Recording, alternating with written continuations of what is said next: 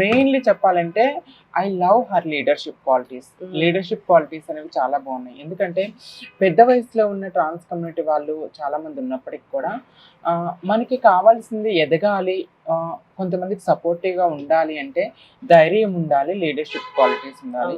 ఆమెలో ఉన్నటువంటి ధైర్యము, ఆ క్వాలిటీస్ వల్లే ఆ చిన్న వయసు అయినప్పటికీ కూడా మోస్ట్ ఆఫ్ ది ట్రాన్స్ కమ్యూనిటీకి ఒక లీడర్గా ఉండి ఒక ఉన్నత స్థానంలో ఉండగలిగారు, ఫైనాన్షియల్గా సెటిల్ అయ్యారు.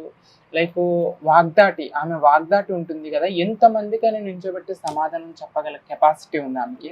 సో ప్రాబ్లమ్స్ వచ్చినా, గొడవలు వచ్చినా, ఇష్యూస్ సొసైటీతో కానీ, పోలీస్ డిపార్ట్మెంట్లో కానీ, విత్ ఇన్ ద కమ్యూనిటీలో కూడా ఎటువంటి ఇష్యూస్ వచ్చినా కూడా షీఈ్ ఏ ఫైటర్ అని చెప్పుకోవచ్చు. లైన్ లాగా, టైగర్ లాగా ఉండి అందరికీ సపోర్ట్గా ఉండి కమ్యూనిటీని ముందుకు తీసుకెళ్ళి, తిరుపతి హాసిని అంటే తెలియని వాళ్ళే లేరు, అంత ఫేమస్ అయిపోయింది ఆమె.